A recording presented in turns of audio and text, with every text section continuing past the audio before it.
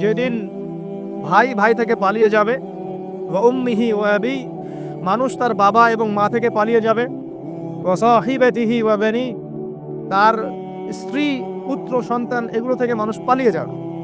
লিকুল্লি ইমরিইম মিনহুম ইয়াওমাইযিন শা'নু ইউগনি, সেদিন প্রত্যেক মানুষ নিজের নফসের কথা নিয়েই ব্যস্ত থাকবে। সবাই বলবে ইয়া নাফসি ইয়া নাফসি। তবে শুধু একজন ব্যক্তি আছেন এই পুরো মহাবিশ্বে, যিনি বলবেন ইয়া উম্মতি ইয়া উম্মতি। তিনি কে? আমাদের প্রিয় নবী মুহাম্মদুর রাসূলুল্লাহ সাল্লাল্লাহু আলাইহি ওয়াসাল্লাম, এই একমাত্র মানুষ যিনি আল্লাহ পাকের সামনে কিয়ামতের মাঠে বলবেন ইয়া উম্মতি ইয়া উম্মতি, হায় আমার, হে আল্লাহ আমার উম্মত, হে আল্লাহ আমার উম্মত। আজকে সেই নবীর আদর্শ আমরা ভুলে গেছি। সেই নবীর সুন্নত পালন করতে গেলে লজ্জা লাগে। ইয়াং জেনারেশন দেখবেন বিটিএস এর সুন্নত পালন করে, ওই যে ম্যানচেস্টার ইউনাইটেডের সুন্নত ফলো করছে, হ্যাঁ, ক্রিকেট প্লেয়ার, ওই যে ফুটবল প্লেয়ার, বলিউডের নায়ক, বলিউডের নায়িকা, হলিউডের নায়ক নায়িকা, এগুলোর সুন্নত ফলো করছে। তো রাসূলুল্লাহ সাল্লাল্লাহু আলাইহি ওয়াসাল্লামের সুন্নাহ মতো দাড়ি রাখতে লজ্জা লাগে, তার মতো কাপড় পরতে লজ্জা লাগে, হ্যাঁ, তার আদর্শটাকে ফলো করতে লজ্জা লাগে। অথচ সেই মানুষটাই কিয়ামতের মাঠে এই উম্মতের পক্ষে কথা বলবেন যে হে আল্লাহ আমার উম্মত, আমার উম্মত।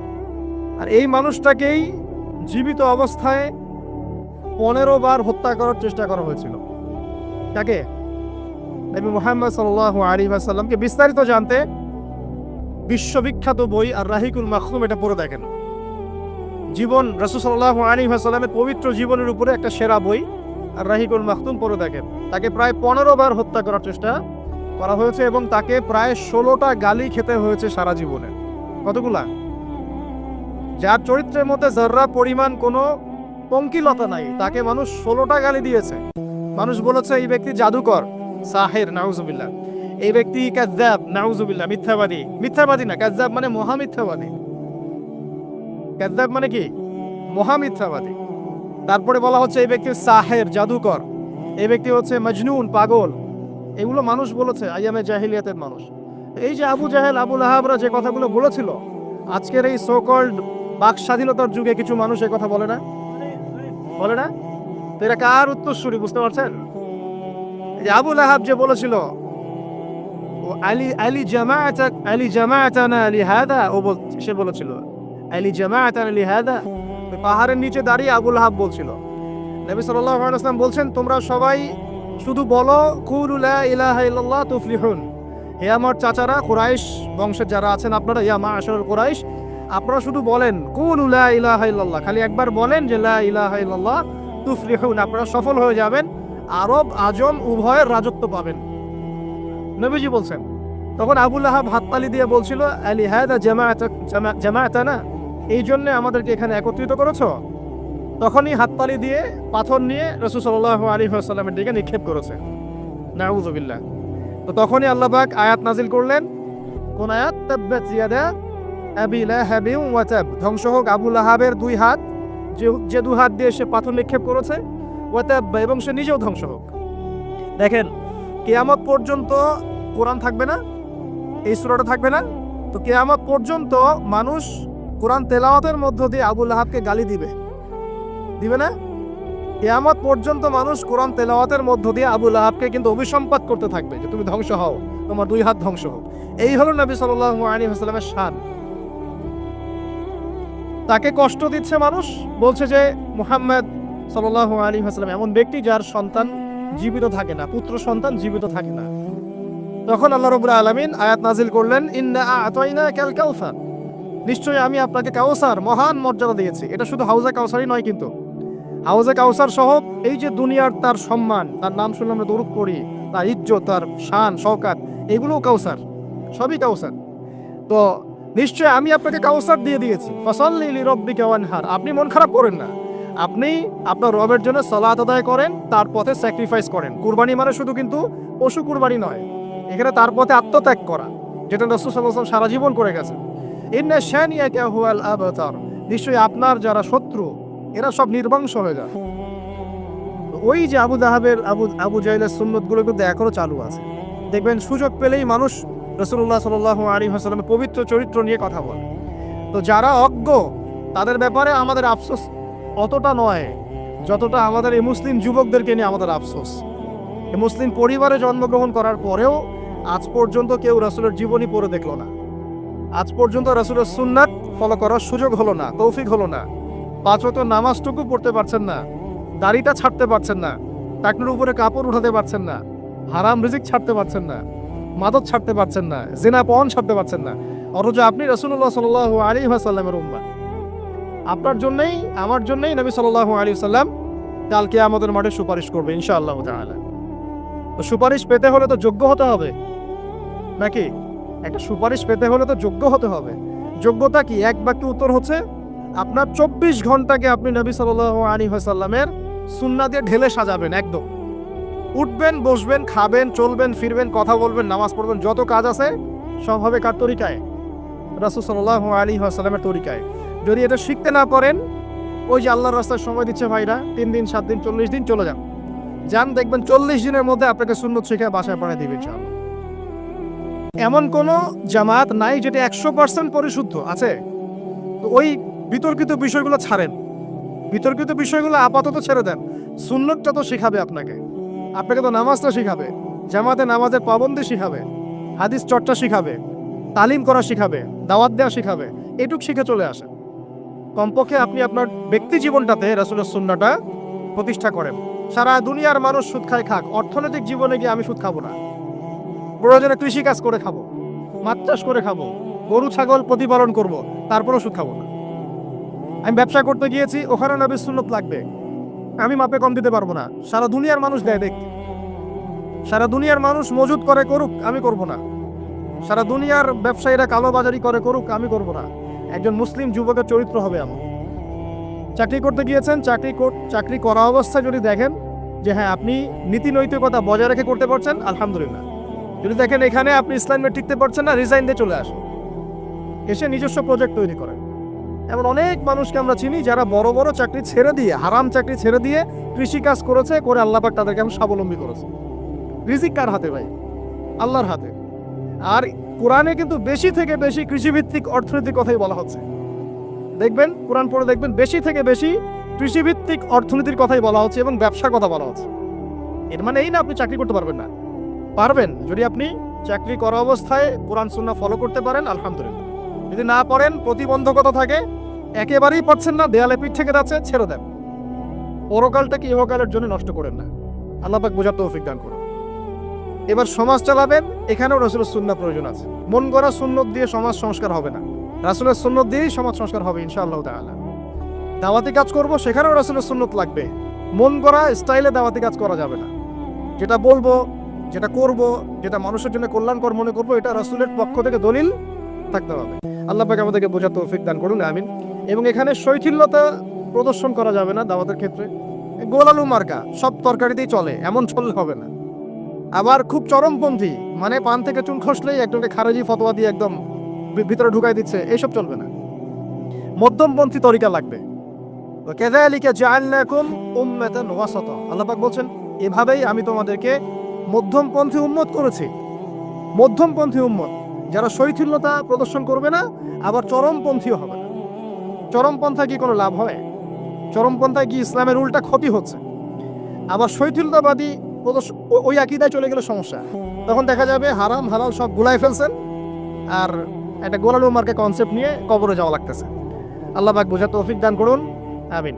তো এক কথায় প্রিয় ভাইরা, ওই কিয়ামতের মাঠে রাসূলুল্লাহ সাল্লাল্লাহু আলাইহি ওয়াসাল্লামই একমাত্র সত্তা যিনি পুরো উম্মার জন্য সুপারিশ করবেন ইনশাআল্লাহ। তো সেই সুপারিশ পাওয়ার যোগ্য হতে হলে আমাদের চলনে বলনে, কথায় কাজে, ব্যবসা, অর্থনীতি সব ক্ষেত্রে রাসূলের সুন্নাহকে সর্বোচ্চ অগ্রাধিকার দিতে হবে। অনেক আদর্শের কথা আমরা বলি, সবচেয়ে সেরা আদর্শ মুহাম্মদ সাল্লাল্লাহু আলাইহি ওয়াসাল্লাম। তার আদর্শের উপরে কোনো আদর্শ নাই।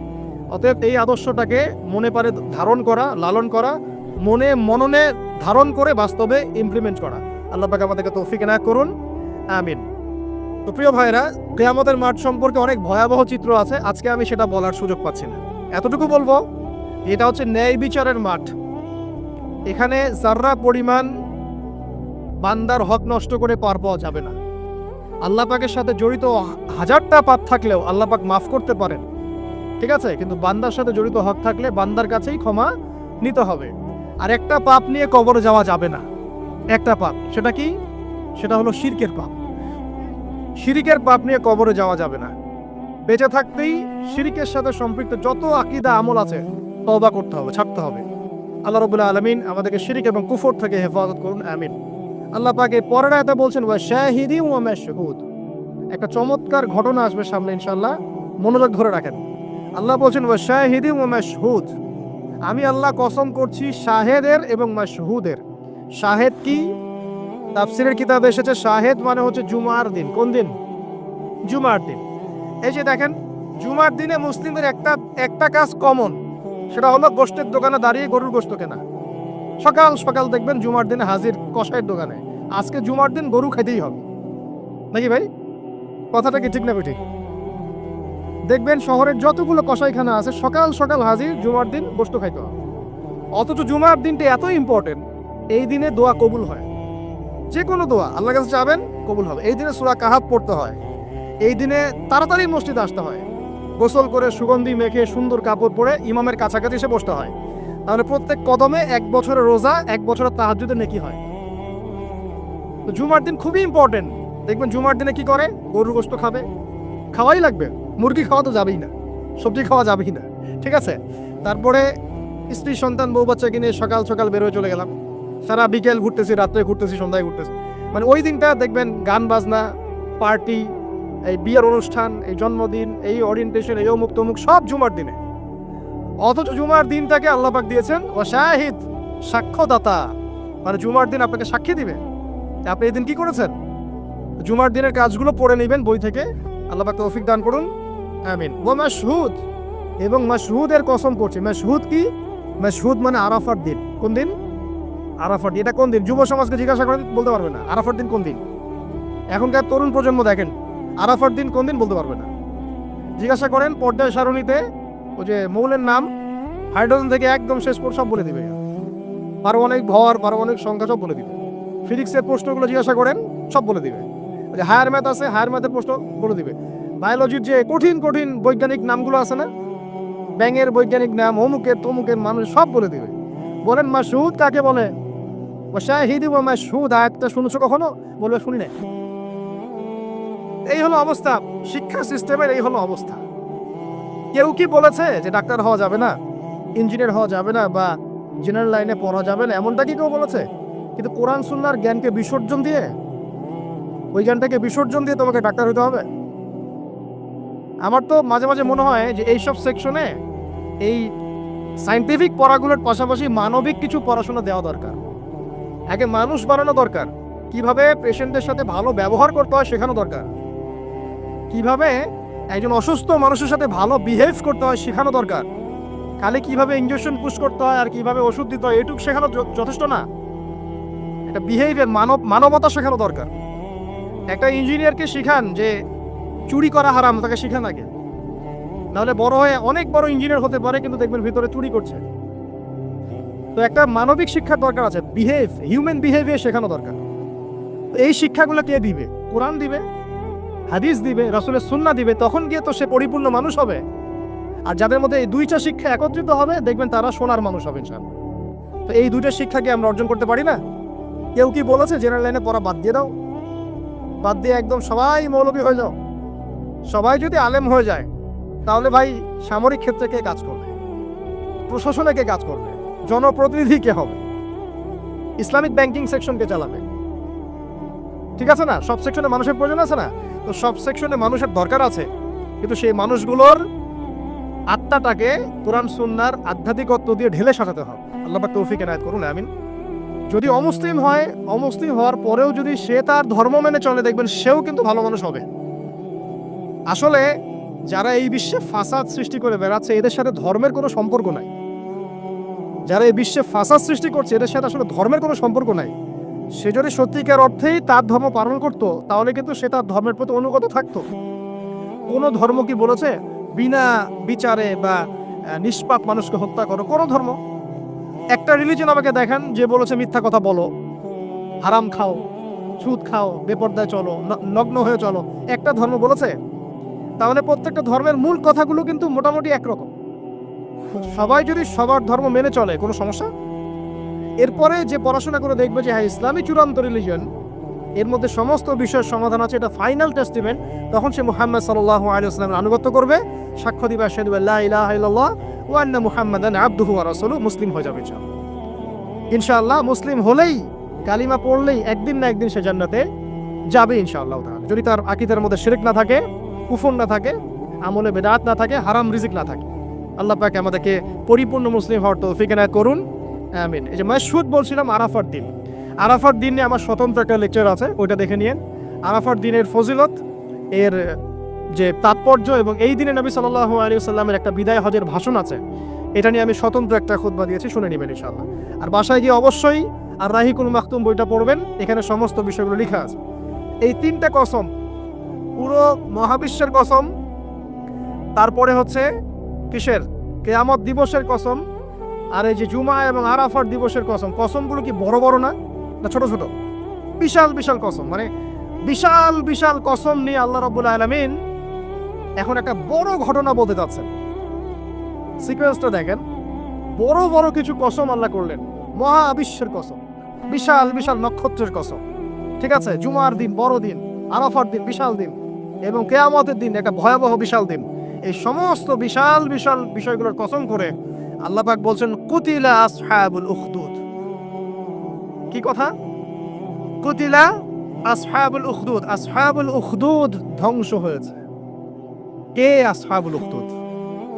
সামনে যাই, মজার একটা ঘটনা আসবে। আন-নারি যাতিল ওয়াকুদ, যখন আগুন দাউ দাউ করে জ্বলছিল, আসহাবুল উখদুদ ধ্বংস হয়ে গেছে যখন আগুন দাউ দাউ করে জ্বলছিল। ইযহুম আলাইহা কুউদ, এবং আসহাবুল উখদুদের লোকরা এই আগুনের কুণ্ডলীর চারপাশে বসেছিল। মনে করেন এখানে বিশাল একটা আগুন জ্বালিয়ে রাখা হয়েছে, এখানে দাউ দাউ করে আগুন জ্বলছে, আর কিছু মানুষ তার চারপাশে বড় বড় কুরসিতে, চেয়ারে হেলান দিয়ে বসে মজা উপভোগ করছে। এই হলো আসহাবুল উখদুদ। এদেরকে আল্লাহ পাক বলছেন এরা ধ্বংস হোক। কুতিলা আসহাবুল উখদুদ ওয়া হুম আলা মা ইয়াফআলুনা বিল মুমিনিনা শুহুদ। তারা বসে বসে কি করছিল? তারা বসে বসে দেখছিল যে মুমিন মুসলিমদের সাথে কি নির্যাতন করা হচ্ছে।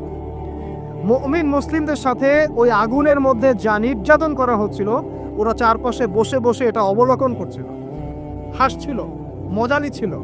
এই আসহাবুল উখদুদরা ধ্বংস হোক। ওয়ামা নাকামু মিনহুম ইল্লা আন ইউমিনু বিল্লাহিল আজিজিল হামিদ। আল্লাহ পাক বলছেন ওই মুমিনদের কোনো দোষ ছিল না, যে মুমিনদেরকে ওই অগ্নিকুণ্ডে পুড়িয়ে মারা হচ্ছিল এবং চারপাশে কিছু মানুষ জড়ো হয়ে দেখছিল, মজা নিচ্ছিল। আসহাবুল উখদুদ, ওই মুমিনদের কোনো দোষ ছিল না, শুধু একটা অপরাধ তাদের দৃষ্টিতে। কি সেটা? যে এই মুমিনরা এক আল্লাহর প্রতি ঈমান এনেছিল। এই মুমিন হওয়া ছাড়া তাদের কোনো দোষ ছিল না। কথা বুঝতে পারছেন? এবার চলে আসেন এখানে কিভাবে আসলাম। বহুদিন আগের কথা, কত বছর আমরা জানি না। একজন প্রতাপশালী বাদশা ছিল, এখনকার বিশ্ব নেতাদের মতোই পরাশক্তি, ওই যে আসহাবুল কাহফের মতো, বা ওই নমরুদের মতো, বা ওই যে ফেরাউন তার মতো একজন প্রতাপশালী বাদশা ছিল। তার অধীনে একজন বড় জাদুকর ছিল।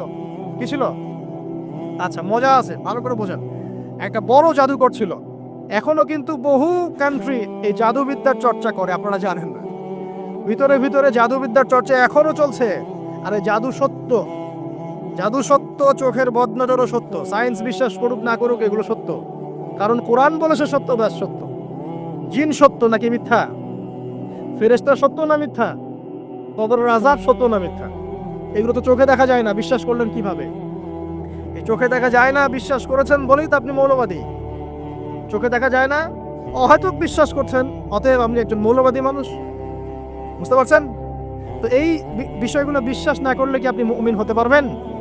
আচ্ছা, কবরের আযাব সত্য না মিথ্যা আমরা বিশ্বাস করেছি, তোমরা মরার পরে বিশ্বাস করো। আমরা মরার আগেই বিশ্বাস করেছি, তোমরা মরার পরে বিশ্বাস করো। তারপর তোমরা পাক্কা মৌলবাদী হয়ে যাবে। তো মরার পরে যখন কঠিন কবরের আযাব শুরু হবে, দেখবা যে আইন আল ইয়াকিন। ইয়াকিন কয়েক প্রকার হয়। একটা হচ্ছে আপনার আইন আল ইয়াকিন, হাক্কুল ইয়াকিন, এরকম কথা আছে কোরআনে।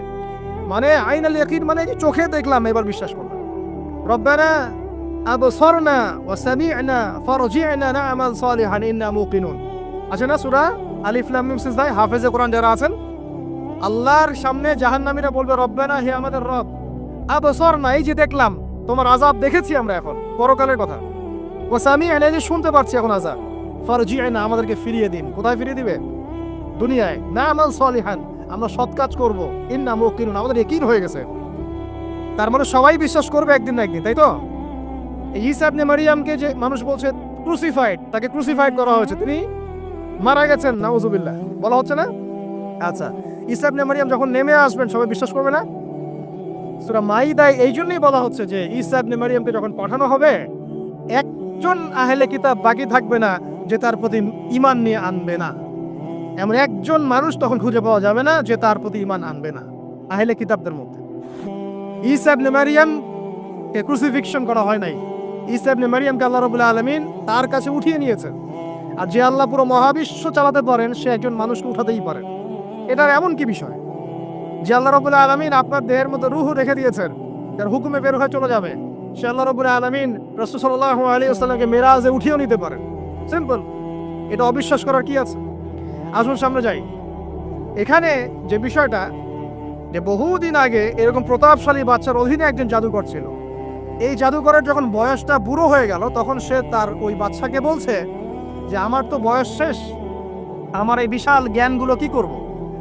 আমাকে একজন বালক এনে দিন, যেই বালককে আমি এসব জাদুবিদ্যা শিখিয়ে দিব। এই যেরকম ছোট বাচ্চাদের মধ্যে একজন, এরকম একটা ফুটফুটে সুন্দর বাচ্চাকে খুঁজে বের করা হলো, যে বাচ্চাটা বিচক্ষণ।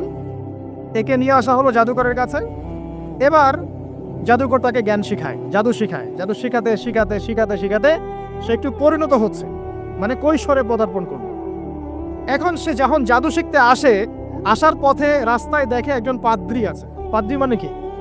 পাদ্রী মানে দরবেশ, মানে যে আল্লাহ বিশ্বাস করে, হয়তো আগেকার আসমানি কিতাবে সে বিশ্বাস করত। এমন একজন পাদ্রীর সন্ধান সে পায়। সে ওই পাদ্রীর কাছে গিয়ে বসে। সেই পাদ্রী তাকে আসমানি কিতাবের যে মর্ম, যে বাণী, এগুলো শোনায়। তার কাছে খুব ভালো লাগে যে মাশাআল্লাহ, এটা ইমানের স্বাদ। যখন কোরআন শুনি আমাদের ভালো লাগে না, আসমানি কিতাব যখন শুনে তার কাছে ভালো লাগে। সে বলে যে আমি এটা শিখতে চাই। তখন এই পাদ্রী তাকে বলে, তুমি তো জাদু শিখতে যাও এই বাদশার দরবেশের কাছে, বাদশার জাদুকরের কাছে, যদি ওরা জানতে পারে তাহলে তো সমস্যা। তাহলে উপায় কি? যখন তুমি ওখানে যাবে, যখন দেরি হয়ে যাবে, তখন বলবে বাসার থেকে বের হতে দেরি হয়েছে, বাসার থেকে বের হতে দেরি হয়েছে। আর আমার এখানে বসে যখন বাসায় যাবে, তখন বাসায় গিয়ে বলবে যে ওখান থেকে, ওই যে জাদুকরের কাছ থেকে আসতে দেরি হয়েছে। মানে কৌশল অবলম্বন করতে তিনি শিক্ষা দিলেন। এখানে আমাদেরও নসিহত আছে, সবসময় তো আর মানে একই রকম করে চললে হবে না, কৌশলের প্রয়োজন আছে না? উদউ ইলা সাবিল রাব্বিকা বিল হিকমা, হিকমার দরকার আছে না? সত্য থেকে সরে গিয়ে নয়, কিন্তু কৌশল তো করার দরকার আছে। নবী সাল্লাল্লাহু আলাইহি ওয়াসাল্লাম যে হিজরত করেছেন, মক্কা থেকে মদিনা চলে গিয়েছেন, সবাইকে জানান দিয়েছিলেন, এই শোনো আমি হিজরত করছি, জানান দিয়েছেন। রাতের বেলা বের হয়েছেন, কৌশল। রাতের বেলা বের হন নাই, এবং তাকে মারার জন্য 4-5 থেকে লোক ঘিরে রেখেছিল। এর মধ্য দিয়ে আল্লাহ রাব্বুল আলামিন তাকে বের করে নিয়ে গেছে। তিনি কি সবার সামনে ফেসবুকে জানান দিয়েছে, এই দেখো আমরা বেরোচ্ছি? তো তোমরা তো কৌশলই বুঝো না দিনের কাজের। যে কাজ হবে 1%, আইওয়াশ হবে 99%। এখনকার এই যুগ, হ্যাঁ, দিনের কাজ হবে 1%, আইওয়াশ শোডাউনই বেশি। এই শোডাউন করতে করতে মানুষের চোখ লাগে, যত চোখ লাগে তত সমস্যা সৃষ্টি হয়, এবং আস্তে আস্তে আস্তে আস্তে দিনের দায়রা মাইনাস হতে থাকে। এই যে এই বিষয়টার পিছনে তোমরাও দায়ী, কৌশল তো বোঝো না। তো স্মার্ট এবং বিচক্ষণ মুসলিমদের বড় অভাব আছে এখন পৃথিবীতে। যতক্ষণ পর্যন্ত বিচক্ষণতা অর্জিত হচ্ছে না, ততক্ষণ পর্যন্ত ইসলামের বিজয় হচ্ছে না, এটা মাথায় রাখেন। তারপর সামনে যান। এবার এই বাচ্চা খুব সুন্দর করে ব্যালেন্স করলো, একবার এখানে যায়, একবার ওখানে যায়। এই করতে করতে ওই যে জাদুকরের ইন্তেকাল হয়ে গেল, মারা গেল জাদুকর। এবার এই বাচ্চার কাছে মাশাআল্লাহ অনেক এলেম কালাম আছে। এদিকে সে পাদ্রীর জ্ঞানে দীক্ষিত হচ্ছে। দীক্ষিত হতে হতে তার মধ্যে আল্লাহ পাকের প্রতি একটা পরিপূর্ণ ঈমান চলে আসে। সে মুসলিম হয়ে গেল, আলহামদুলিল্লাহ। তো মুসলিম হওয়ার পরে একদিন সে যখন বাদশার কাছে যাচ্ছে, রাস্তায় একটা বিশাল জন্তু দেখা যাচ্ছে। বিশাল জন্তু, কিরকম জন্তু আমরা জানি না। ঠিক ওই যে দাব্বাতুল আরদ সামনে বের হবে, আমাদের 10টা নিদর্শন আছে বড় বড়, তার মধ্যে একটা হচ্ছে দাব্বাতুল আরদ, জমিন থেকে পুরো একটা প্রাণী বের হবে। আর এখন মানুষ এগুলো বিশ্বাস করবে না, আমি জানি। 2 দিন পর নাসা যখন বলবে তখন বিশ্বাস করবে। কথা কি বুঝতে পারছেন? তবে প্রাণী এই পৃথিবীর নিচে আছে। রাসূল সাল্লাল্লাহু আলাইহি ওয়াসাল্লাম বলছে 10টা আলামত না আসা পর্যন্ত কিয়ামত হবেই না। তার মধ্যে একটা হচ্ছে দাব্বাতুল আরদ, জমিন থেকে একটা প্রাণী বের হবে। এবং এই প্রাণী শুধু বেরি হবে না, মানুষের সাথে কথাবার্তা বলবে। জেনে এবার মানুষের সাথে কথা বলবে প্রাণী। বিশ্বাস করছেন? এখন বিশ্বাস করছেন না জানি, কিন্তু প্রাণী মানুষের সাথে কথা বলবে। আল্লাহ পাক বলাতে পারেন না? পারে। আচ্ছা সামনে যান। ওই প্রাণী যখন দাঁড়িয়ে আছে রাস্তায়, এখন এই বালক বলছে আজকে আমি প্রমাণ করে নিব যে আল্লাহর আনুগত্যশীল ওই পাদ্রী সঠিক নাকি ওই জাদুকর সঠিক। এবার সে একটা ইট হাতে নিল, পাথর হাতে নিয়ে সে বলছে, আল্লাহ তোমার কাছে যদি ওই জাদুকরের কাজের চাইতে এই পাদ্রীর কাজ বেশি পছন্দনীয় হয়, এই ইটের আঘাতে এই জন্তুকে তুমি মেরে ফেলো আল্লাহ। এ বলেছে বিসমিল্লাহ বলে পাথর নিক্ষেপ করলো। নিক্ষেপ করার সাথে সাথেই জন্তু ডেড। তখন তার আইন আল ইয়াকিন, হাকুল ইয়াকিন হয়ে গেল যে হ্যাঁ, আল্লাহর কাছে এই পাদ্রীর আমলই সবচেয়ে বেশি পছন্দনীয়। তার আর মনে কোনো সংশয় থাকলো না। কিশোর মানুষ না, কতটুকুই বা বোঝেন নাই? এবার তার মধ্যে একটা ইয়াকিন চলে আসলো এবং সে পরিপূর্ণ মুমিন মুসলিম হয়ে গেল। এবার যখন সে রাজ দরবারে যায়, তার কাছে পেশেন্ট আসে, মানে একজন মানুষ এসেছে, সে বলছে যে আমার চোখের সমস্যা। সে চোখে হাত দেয়, হাত দিয়ে বলে যে আপনি আল্লাহর প্রতি ঈমান নিয়ে আসেন, আমি আল্লাহর কাছে দোয়া করব, চোখ ভালো হয়ে যাবে। এভাবে পেশেন্ট আসে, সে বলে আল্লাহর প্রতি ঈমান নিয়ে আসেন, আমি দোয়া করব, ভালো হয়ে যাবে। এভাবে আস্তে আস্তে তার নাম এবং খ্যাতি ছড়িয়ে পড়তে লাগলো। যেই তার কাছে আসে সে বলে আগে মুসলিম হন, ইমানদার হন, আল্লাহর প্রতি বিশ্বাস করেন, আমি দোয়া করব, ভালো হয়ে যাবে।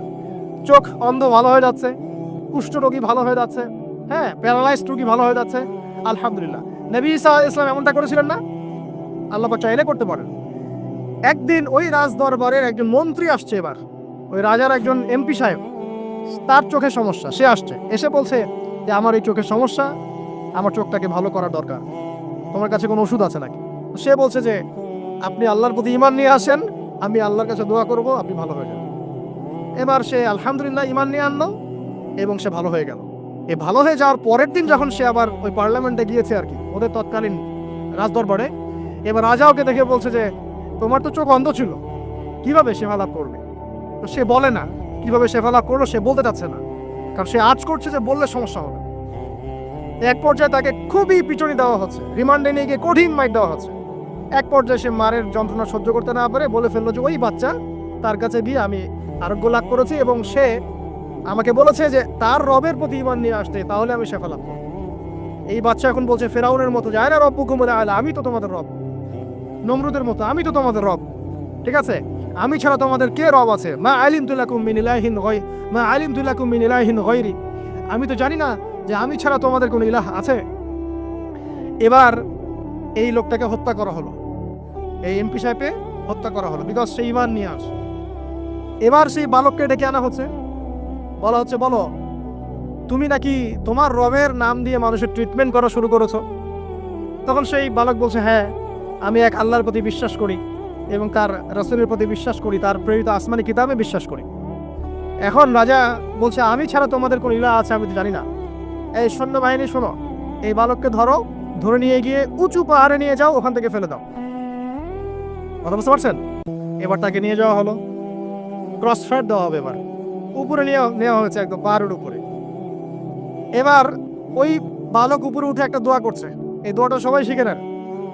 ওই বালক উপরে উঠে দোয়া করছে আল্লাহুম্মা কফিনিহিম বিমা শি'তা, আল্লাহুম্মা কফিনিহিম বিমা শি'তা, আল্লাহুম্মা কফিনিহিম বিমা শি'তা। পাহাড় থরথর করে কাঁপা শুরু করলো এবং ওই সৈন্যবাহিনী পাহাড় থেকে পড়ে গেল, বালকের কিচ্ছু হলো না।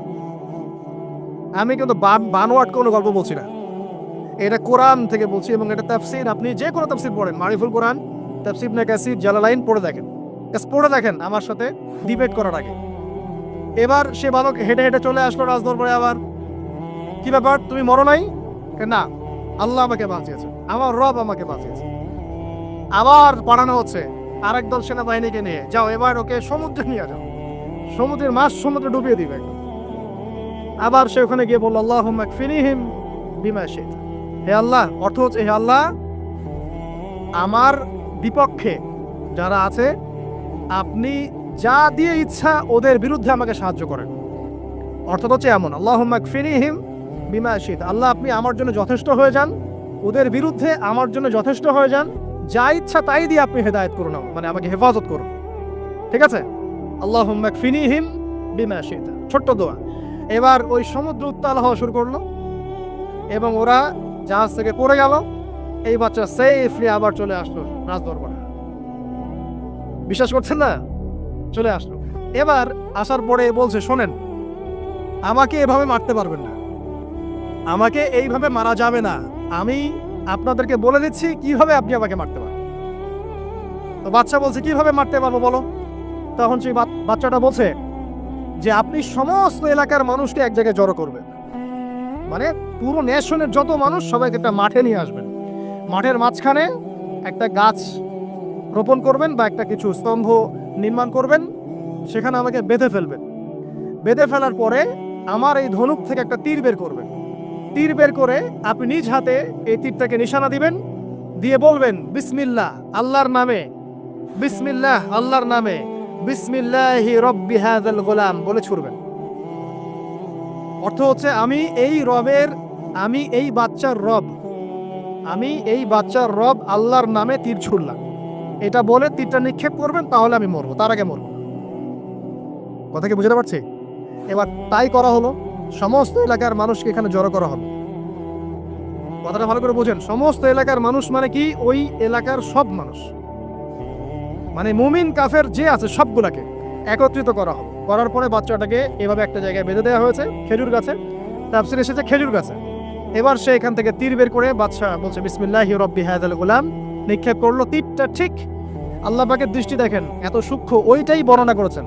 তীরটা ঠিক বাচ্চার এই জায়গায় লেগেছে, এই যে মাথার এইখান থেকে লেগে এদিকে বের হয়ে গেছে। হ্যাঁ, ঠিক বুঝি নাই।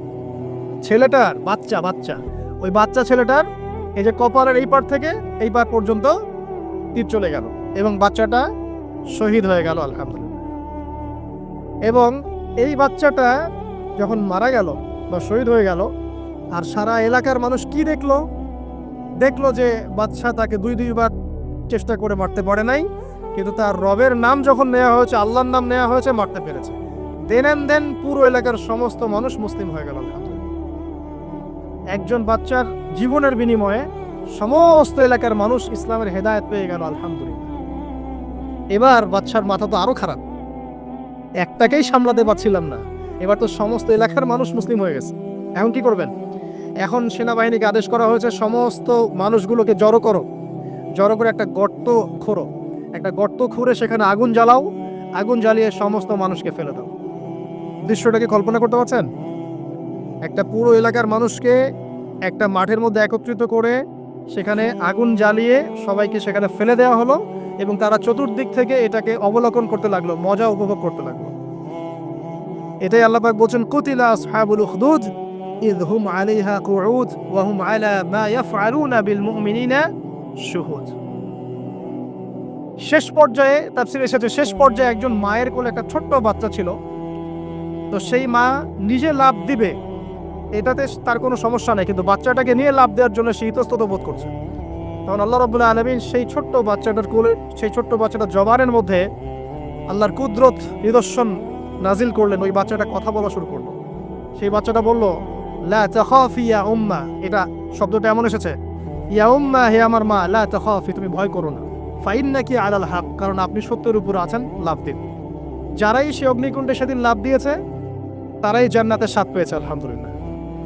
এই হলো আসহাবুল উখদুদের ঘটনা, যেটা আল্লাহ রাব্বুল আলামিন সূরা বুরুজের মধ্যে বলেছেন। এখানে একটাই শিক্ষণীয় বিষয়, ঈমান এর শক্তি একজন ছোট্ট বালকের মধ্য দিয়ে কিভাবে আল্লাহ রাব্বুল আলামিন পুরো নেশনকে হেদায়েত করতে পারেন, এবং আল্লাহ রাব্বুল আলামিন সমস্ত পরিকল্পনার উপরে মহা পরিকল্পনাকারী, এবং আল্লাহ সুবহানাহু ওয়া তাআলা তাদেরকে চিরস্মরণীয় করে রেখেছেন কোরআনের পাতায়। কিয়ামত পর্যন্ত মানুষ এই ঘটনা পড়বে, তাদের থেকে শিক্ষা গ্রহণ করবে না? আল্লাহ রাব্বুল আলামিন সবচেয়ে বেশি স্মার্ট না আমরা সবচেয়ে বেশি স্মার্ট?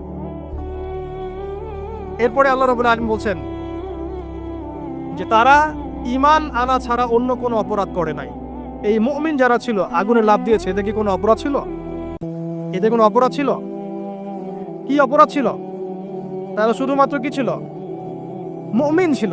ঈমান আনার ফলে তাদের এই পরিণতি হয়েছে, তাদেরকে অগ্নিকুণ্ডে লাফ দিতে তারা বাধ্য হয়েছে। যারা দিয়েছে তারা কি জান্নাতি না জাহান্নামী? জান্নাতি। ওই যে বালক যে একা দৃষ্টান্ত স্থাপন করে গেল এবং পুরো নেশনকে হেদায়েত দিয়ে গেল, এই বালক সফল না ব্যর্থ? আল্লাহ রাব্বুল আলামিন যদি চান তাহলে এরকম একজন দুইজন মানুষকে দিয়েও পুরো নেশনকে হেদায়েত করাতে পারেন। এবং সে যেটা হয়ে গেছে আগে সেটা এই যুগেও সম্ভব না? শুধু সম্ভবই না, বরং আপনাদের চোখের সামনে এটা হয়েছেও, কিন্তু আপনারা সেটা বুঝতে পারেন নাই। আপনাদের চোখের সামনে যুগের পর যুগ এমন ঘটনা ঘটেছেও, কিন্তু আপনারা হয়তো বুঝতে পারেন নাই, ধরতে পারেন নাই। আল্লাহ রাব্বুল আলামিন এমন মানুষদেরকে দিয়ে পুরো নেশনকে হেদায়েত করেন। কিছু মানুষকে আল্লাহ পাক পরীক্ষায় ফেলেন, তাদের মধ্য দিয়ে আল্লাহ পুরো নেশনকে হেদায়েত করতে পারেন। আলহামদুলিল্লাহ। আসহাবুল উখদুদের এই বাচ্চার মধ্যে আমাদের সবার যে নিদর্শন আছে। আল্লাহ পাক আমাদের সবাইকে প্রকৃত ঈমানদার হওয়ার তৌফিক দান করুন, বেশি বেশি আমাদের সালেহ করার তৌফিক দান করুন, ঈমানের উপর দৃঢ় থাকার তৌফিক এনায়েত করুন এবং দৃষ্টান্ত স্থাপন করার তৌফিক দান করুন। এবং যে কোনো রকম দৃশ্য অদৃশ্যের বিপদ আপদ বালা মুসিবতের বিপক্ষে আল্লাহ পাকই যেন যথেষ্ট হয়ে যান। আমিন। শেষ করি, সূরাটার সামনে যাই। আল্লাহ রাব্বুল আলামিন এরপর যেটা বলেছেন যে ইন্নাল্লাযীনা, ওদের পরিণতি কি হবে যারা এই কাজটা করলো। ইন্নাল্লাযীনা ফাতানুল মুমিনিনা ওয়াল মুমিনাত সুম্মা লাম ইয়াতুবু ফালাহুম আযাবু জাহান্নাম। যারা মুমিনদের সাথে এমন নির্যাতন করলো, কি করলো? আগুনে পুড়িয়ে জীবন্ত মেরে ফেললো। যারা মুমিনদের সাথে এমন দৃষ্টান্ত স্থাপন করলো, নির্যাতন করলো, ফিতনায় ফেললো এবং তওবা করে ফিরেও আসলো না, আল্লাহ পাক বলছেন নিশ্চয়ই তাদের জন্য যন্ত্রণাদায়ক শাস্তি আছে জাহান্নামে। ওয়ালাহুম আযাবুল হারিক, এবং তাদের জন্য মর্মান্তিক শাস্তি অপেক্ষা করছে। তাদের জন্য যারা মুমিনদেরকে ফিতনায় ফেলেছে, কষ্ট দিয়েছে, নির্যাতন করেছে, নিপীড়ন করেছে। তারপর আল্লাহ পাক বলেছেন ইন্নাল্লাযীনা আমানু ওয়া আমিলুস সলিহাত লাহুম জান্নাতুন তাজরি মিন তাহতিহা আল-আনহার। আর যারা এই পরীক্ষায় উত্তীর্ণ হয়ে গেল, যাদেরকে আসহাবুল উখদুদরা ফেলে দিল গর্তে, যারা আগুনে লাফ দিল, অগ্নি পরীক্ষা দিল, আল্লাহ পাক বলছেন এরা সফল হয়েছে, এরা জান্নাতে যাবে যার তলদেশ দিয়ে নহর সমূহ প্রবাহিত হচ্ছে। আলহামদুলিল্লাহ। ওয়া যালিকাল ফাওজুল কাবীর। আর এটা হচ্ছে সবচেয়ে বড় সাফল্য। এটাই হচ্ছে সাফল্যের চূড়ান্ত সংজ্ঞা। দুনিয়াতে আপনি কতটুকু খাচ্ছেন, পড়ছেন, কতটুকু ব্যবসা বাণিজ্য করছেন, কতটুকু স্ট্যাটাসের মালিক, এটা বড় কথা নয়। আপনি দিন শেষে জান্নাতে যেতে পারবো কিনা, এটাই বড় কথা। যদি জান্নাতে যেতে পারি ইনশাআল্লাহ তাআলা আমরা সফল। যদি জান্নাতে যেতে ব্যর্থ হই, আল্লাহ না করুক, তাহলে আমাদের চেয়ে ব্যর্থ এই মহাবিশ্বের কোনো সৃষ্টি নাই। আল্লাহ পাক বোঝার তৌফিক এনায়েত করুন। আমিন। আল্লাহ পাক এরপরে বলছেন ইন্না বাতশা রাব্বিকা লাশাদীদ। জেনে রাখো, যারা আল্লাহর বিরোধিতা করবে, তার নবী, তার আসমানি কিতাব এবং দ্বীনের বিরোধিতা করবে, তাদের জন্য আল্লাহর শাস্তি আছে। এই শাস্তিটা প্রচণ্ড কঠিন। ইন্না বাতশা রাব্বিকা লাশাদীদ। আল্লাহ পাকের শাস্তি প্রচণ্ড কঠিন। আমরা একটা কনসেপ্ট লালন করি মাথায়, আল্লাহ পাক গফুরুর রহিম, রহমানুর রহিম, ঠিক আছে, তাই না? একই সাথে আল্লাহ পাক কিন্তু শাদীদুল ইকাব বটে। আল্লাহ পাক একই সাথে কিন্তু কঠোর শাস্তিদাতাও বটে। আল্লাহ এটা বলছেন ইন্না বাতশা রাব্বিকা লাশাদীদ। আল্লাহ পাক ছাড় দিচ্ছেন আমাদেরকে, ছেড়ে দিবেন না কিন্তু। তোমরা যারা এখন নামাজ পড়ছো না, সওম রাখছো না, হারাম কাজে লিপ্ত আছো, হারাম খাচ্ছ এবং জিনায়, পর্নে, মাদকে লিপ্ত আছো, অহেতুক সময় নষ্ট করছো, দিনের কোনো ফিকির নাই, আল্লাহ পাক কিন্তু সবকিছু দেখছেন, আল্লাহ পাক কিন্তু সবকিছু শুনছেন। আল্লাহ রাব্বুল আলামিন সুযোগ দিচ্ছেন, সময় দিচ্ছেন, তাই বলে কিন্তু আল্লাহ পাক ছেড়ে দিবেন না কখনো। আল্লাহ রাব্বুল আলামিন কিন্তু পুঙ্খানুপুঙ্খ হিসাব নেবেন। এটাই বলছেন ইন্না বাতশা রাব্বিকা লাশাদীদ। আল্লাহ পাকের শাস্তি কিন্তু বড়ই কঠিন। আল্লাহ পাক আমাদের সবাইকে তার শাস্তি থেকে হেফাজত করুন। আমিন। একটা এক্সাম্পল দিচ্ছি খালি জাস্ট। আবু তালেব নাম শুনেছেন? কে ছিল? রাসূল সাল্লাল্লাহু আলাইহি ওয়াসাল্লামের চাচা। দীর্ঘদিন, বছরের পর বছর তিনি নবী সাল্লাল্লাহু আলাইহি ওয়াসাল্লামকে সাপোর্ট করেছেন। যদিও তিনি মুসলিম হননি, কিন্তু সাপোর্ট করেছেন, ফাইন্যান্সিয়াল সাপোর্ট, সোশ্যাল সাপোর্ট, তাকে সাপোর্ট দিয়েছেন। কিন্তু শেষমেশ তিনি লা ইলাহা ইল্লাল্লাহ পড়তে পারেন নাই, মুমিন মুসলিম হননি। কিন্তু নবীকে এমনভাবে সাপোর্ট দিয়েছেন যেটা আরবের কেউ দেয়নি তাকে। তাহলে এই ব্যক্তি কি পাবে পরকালে? সাহাবীরা জিজ্ঞাসা করছেন আপনার চাচার কি হবে পরকালে? রাসূলুল্লাহ সাল্লাল্লাহু আলাইহি ওয়াসাল্লাম বলছেন আমার চাচা আমাকে অনেক অনেক খেদমত করেছে, উপকার করেছে দিনের জন্য, কিন্তু ঈমান নিয়ে আসে নাই। যদি সে ঈমান নিয়ে আসতো আমি তার প্রতি সুপারিশ করতাম। তিনি চাচাকে বলেছিল না, খালি একবার বলেন লা ইলাহা ইল্লাল্লাহ, আমি আপনার জন্য আল্লাহর কাছে সুপারিশ করব।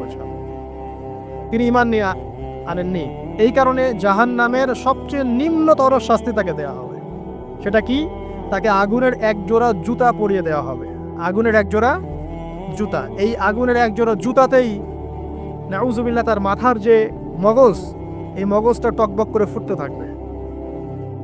ইন্না বাতশা রাব্বিকা লাশাদীদ, কিভাবে বুঝাবো? এটা হলো আবু তালেবের ব্যাপার। তাহলে যারা এখন প্রকাশ্যে ইসলামের এগেইনস্টে কথা বলছে, কাজ করছে, সুন্নতের খেলাফ কাজ করছে, আমরা নামাজ পড়ছি না, সুদ খাচ্ছি, ঘুষ খাচ্ছি, দুর্নীতি করছি, আমাদের কি হবে? জাস্ট নিজের ফিকির করেন, ডান বাম সব ভুলে যান, নিজের কবরের ফিকির করেন, জাস্ট নিজের কবরের ফিকির করেন যে আপনি আমি কবরে গেলে কি করবো, এই ফিকির করেন। দেখবেন নিজে ভালো হলে সব ভালো হয়ে যাবে ইনশাআল্লাহ। নিজে ভালো হবে না, কিছুই ভালো হবে না।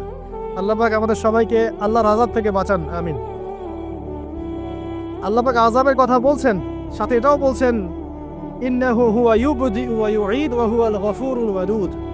আল্লাহ পাক কঠিন শাস্তিদাতা বটে, তবে আল্লাহ রাব্বুল আলামিন সবকিছু সৃষ্টি করেছেন, আবার তার দিকেই সবকিছু ফিরে আসবে, এবং তিনি হচ্ছেন পরম প্রেমময় একজন সত্তা। কেউ যদি আল্লাহকে ভয় করে ইনস্ট্যান্ট তওবা করে ফিরে আসে, তার জীবনে যত গুনাহ থাক আল্লাহ পাক মাফ করে দিবেন। আপনি যদি সারা জীবন শিরিক করে থাকেন, যেটা মহাপাপ, জুলমুন আযীম, এখনই যদি তওবা করে ফিরে আসেন, আপনার সমস্ত পাপ তো আল্লাহ পাক মাফ করে দিবেনই, আপনার গুনাহগুলোকে নেকি দিয়ে পরিবর্তন করে দিবেন।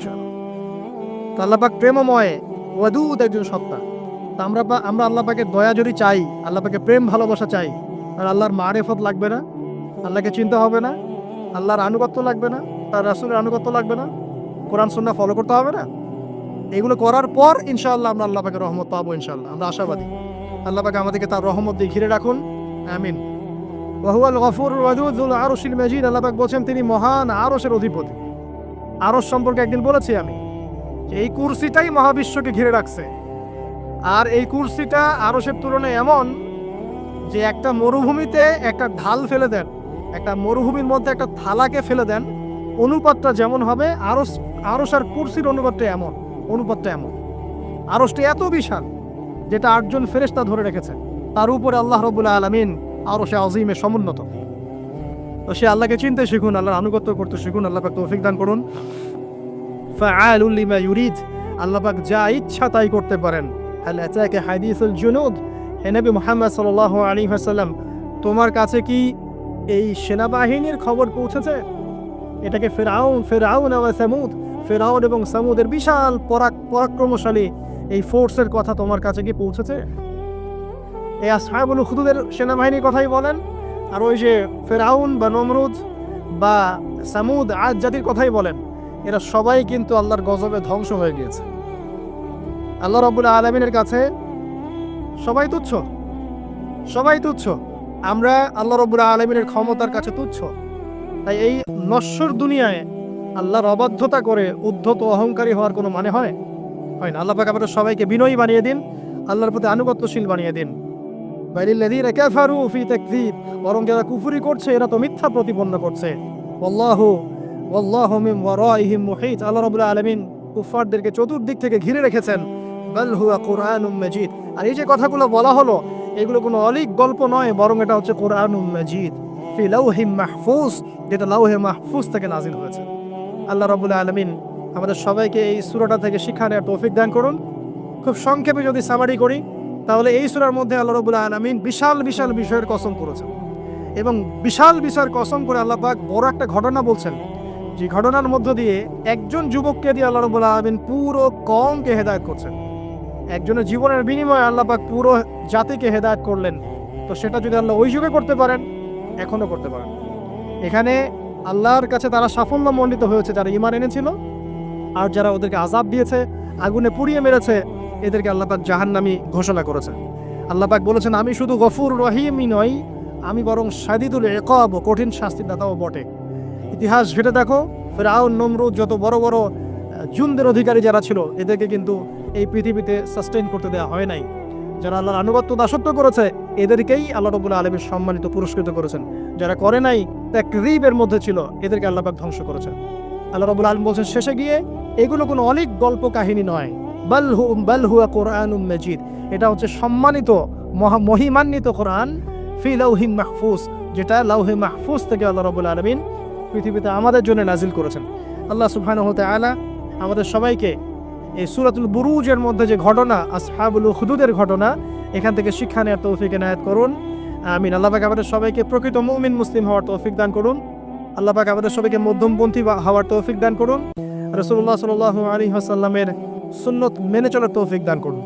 একই সাথে আমরা দোয়া করি আল্লাহ পাক তার শাস্তি থেকে আমাদেরকে হেফাজত করুন এবং তার রহমতে আমাদেরকে অলঙ্কৃত করুন। আল্লাহ রাব্বুল আলামিন যেন আমাদের সবাইকে মাফ করে দেন এবং কোরআনওয়ালা বানিয়ে দেন, সুন্নতওয়ালা বানিয়ে দেন, দ্বীনের জন্য কিছু করার তৌফিক আল্লাহ পাক দান করেন, আমিন। ঈমানের উপর দৃঢ়তা, ইস্তেকামা আল্লাহ পাক দান করেন, আমিন। আমি এই বলে আমার সংক্ষিপ্ত আলোচনা শেষ করছি। সুবহানাকা আল্লাহুম্মা ওয়া বিহামদিকা আশহাদু আল্লা ইলাহা ইল্লা আনতা আস্তাগফিরুকা ওয়া আতুবু ইলাইক। আসসালামু আলাইকুম ওয়া রাহমাতুল্লাহি ওয়া বারাকাতুহু। আল্লাহ রাব্বুল আলামিন আমাদেরকে পৃথিবীতে পাঠিয়েছেন শুধুমাত্র আল্লাহ পাকের ইবাদত করার জন্যই। এই উদ্দেশ্যে আল্লাহ সুবহানাহু ওয়া তাআলা আদম আলাইহিস সালামকে সৃষ্টি করেছিলেন এবং তাকে আল্লাহ পাক পৃথিবীতে তার খলিফা বানিয়েছেন। আল্লাহর খলিফাকে যে আল্লাহ পাকের বিধান অনুযায়ী দুনিয়ার জীবন পরিচালিত করে এবং মানুষের মাঝখানে বিচার ফয়সালা করে, সে হচ্ছে আল্লাহ পাকের খলিফা। যে ব্যক্তি পৃথিবীতে আল্লাহর বিধানে 5 পয়সা পরোয়া করে না, সে আল্লাহর খলিফা নয়, সে শয়তানের খলিফা। আল্লাহ রাব্বুল আলামিন আদম আলাইহিস সালামকে সৃষ্টি করে তাকে সমস্ত নাম শিক্ষা দিয়েছেন, জান্নাতে পরীক্ষা করেছেন, গাছের কাছে যেও না। ইবলিস প্রতারিত করে আমাদের পিতা মাতাকে জান্নাত থেকে নামিয়ে দিয়েছেন পৃথিবীতে। আমাদের পিতা আর মাতা আল্লাহর কাছে তওবা করেছিলেন, রব্বানা যালামনা আনফুসানা ওয়া ইল্লাম তাগফির লানা ওয়া তারহামনা লানাকুনান্না মিনাল খাসিরিন। আল্লাহ রাব্বুল আলামিন তাদের গুনাহকে মাফ করে দিয়েছেন, কিন্তু জান্নাত থেকে আমাদেরকে পৃথিবীতে নামিয়ে দেওয়া হয়েছে। জান্নাত থেকে পৃথিবীতে নামিয়ে দেওয়ার পর আল্লাহ রাব্বুল আলামিন আমাদেরকে একা ছেড়ে দেননি, বরং আল্লাহর পক্ষ থেকে হেদায়েত পাঠিয়েছেন। আল্লাহ রাব্বুল আলামিন তার পক্ষ থেকে আসমানি কিতাব পাঠিয়েছেন প্রত্যেক যুগে যুগেই। কোরআনই প্রথম আসমানি কিতাব নয়, এর আগে অনেক আসমানি কিতাব এসেছে। তার মধ্যে তাওরাতের নাম আমরা জানি, জাবুরের নাম জানি, ইনজিলের নাম জানি, এখন কিসের নাম জানি? কোরআনের নাম জানি। এছাড়াও ইব্রাহিম আলাইহিস সালামের কাছে সহিফা নাজিল হয়েছিল, আর অন্যান্য অনেক নবীর কাছে আল্লাহর পক্ষ থেকে সহিফা এসেছে। সহিফা কি? সহিফা আল্লাহর পক্ষ থেকে নির্দিষ্ট কিতাব। তো যারা তাওরাত, জাবুর, ইনজিলের অনুসরণ করত সেই যুগে, তারা কিন্তু সত্যের উপরই ছিল, কারণ তাওরাত, জাবুর, ইনজিল আল্লাহর পক্ষ থেকেই নাজিল হয়েছে। ফোন যেভাবে ইউজ করতে হয় সেটা তো আমরা জানিই না। ওয়েস্টার্ন কান্ট্রিগুলোতে দেখেন, ওরা না চালায় ফেসবুক, না চালায় ইনস্টাগ্রাম, না চালায় এই আপনার অন্যান্য সোশ্যাল মিডিয়াগুলো। চায়নাতে এগুলো হারাম, নাই। উত্তর কোরিয়াতে বন্ধ। চায়না বেশি আগে গেছে না আমরা আগে গেছি? উত্তর কোরিয়া আগাইছে বেশি না আমরা আগাইছি বেশি? আমরা তো আগায় যাচ্ছি, তাই না? এত যে আগায় গেলাম স্বাধীনতার পর থেকে, একটা ক্ষেপণাস্ত্র তৈরি করতে পেরেছি? কি আগায় গেছেন আপনি? কোন দিকে আগায় গেছেন আপনি? খালি বড় বড় লেকচার মারলেই কাজ হয়? আমরা যে বিগত 50 বছরে বাংলাদেশে কি একটা ক্ষেপণাস্ত্র আছে? বা কেউ যদি এই দেশটার উপর একটা পারমাণবিক বোমা ফেলে, আমরা কি আকাশে আটকাইতে পারবো? আকাশ প্রতিরক্ষা ব্যবস্থা আছে? কোথায় আগায় গেছে না? খালি সারাদিন এই যে আবেগ আবেগ দিয়ে শোডাউন করে, আইওয়াশ করে, আর এই যে আপনার আড্ডাবাজি করবে অনলাইনে। অনলাইনে তো জুয়া খেলে, এখন অনলাইনে জুয়া খেলে না? অনলাইনে জুয়া খেলে, লুডো খেলে, তাস খেলবে, পণ দেখবে, সারা দিন রাত যুব সমাজ এগুলা করতেছে। এই যুব সমাজ আগামী দিন সৈনিক হবে, এগুলা সৈনিক হবে, ইসলামী করে। বাসায় পরিবারের সদস্যদেরকে কঠোরভাবে গড়ে তোলে। ইসলামী অনুশাসন মানবেন না, ভাত বন্ধ করে দেন। নামাজ পড়বেন না, ভাত বন্ধ করে দেন। ঠিকই নামাজ পড়বেন। পিতা মাতাকে কঠোর হতে হবে, আলেম ওলামাদেরকেও কঠোর হওয়া দরকার। এখন বড় একজন আলেমের সাথে বসে আছি, 4-5 জন যুবক ঢুকলো, আলেমের মুখের সামনে একটা ফোন ধরে ফেললো। আলেম যে বিব্রত হলো, আমি তার চেহারা দেখে আমি নিজেই লজ্জা পাচ্ছি। উনি জীবনে ছবি তোলেন না, ওনার কোনো ভিডিও আমি অনলাইনে দেখি নাই। উনি একজন সুফি মানুষ, যারা মানুষকে আত্মশুদ্ধির কাজ করে, এমন মানুষ। অথচ 5 জন যুবকের কমন সেন্সও নাই যে কার সামনে কি করতে হবে। কমন সেন্স নষ্ট করে ফেলছে মানুষ। আল্লাহ পাক আমাদেরকে বোঝার তৌফিক দান করুন। আবার শুরু করি, বিসমিল্লাহির রহমানির রহিম। আমি যে কথাটা বলছিলাম, আল্লাহ রাব্বুল আলামিন আমাদেরকে পৃথিবীতে একা একা ছেড়ে দেননি, পৃথিবীতে পাঠিয়ে দিয়ে আল্লাহ পাক আমাদেরকে আসমানি কিতাব দিয়েছেন। কি দিয়েছেন? প্রত্যেক যুগে যুগে আসমানি কিতাব এসেছে। তাওরাত, জাবুর, ইনজিল, কোরআন এসেছে। আগেকার আসমানি কিতাবগুলো কি এখন চলবে না চলবে না? আগেকার আসমানি কিতাবগুলো কি এখন চলবে না চলবে না? যখন থেকে নবী মুহাম্মদ সাল্লাল্লাহু আলাইহি ওয়াসাল্লাম নবী হয়েছেন এবং তার উপরে কোরআন নাজিল হয়েছে, এখান থেকে নিয়ে কিয়ামত পর্যন্ত অন্য কোনো আসমানি কিতাব কেউ মানলে কি চলবে না চলবে না? এই বিষয়ে নবী সাল্লাল্লাহু আলাইহি ওয়াসাল্লামের একটা হাদিস বলি, তারপর সামনে যাই। একদিন নবী সাল্লাল্লাহু আলাইহি ওয়াসাল্লামের সামনে ওমর রাদিয়াল্লাহু আনহু বসে আছেন। কে বসে আছেন? ওমর রাদিয়াল্লাহু আনহুর নাম তো জানেন, ইসলামের দ্বিতীয় খলিফা। তো তিনি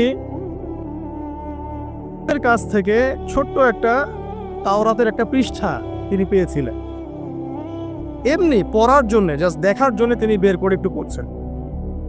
তিনি কি তাওরাতের প্রতি ইমানদার, মানে তাওরাতকে কোরআনের উপর অগ্রাধিকার দেওয়ার মানুষ? না, তিনি জাস্ট এমনি কৌতূহল বশত দেখছেন। দেখে নবীজিকে বলছেন যে তাওরাতে কিছু সুন্দর কথা আছে ইয়া রাসূলুল্লাহ। এই কথা বা এই স্টেটমেন্ট শোনার সাথে সাথে নবী সাল্লাল্লাহু আলাইহি ওয়াসাল্লামের চোখ মুখ রাগে লাল হয়ে গেল। হাদিসটা মিশকাতে আছে। রাগে লাল হয়ে নবী সাল্লাল্লাহু আলাইহি ওয়াসাল্লাম বলছেন যে ইয়া ওমর, হে ওমর, তুমি আমার সামনে তাওরাত পড়ছো?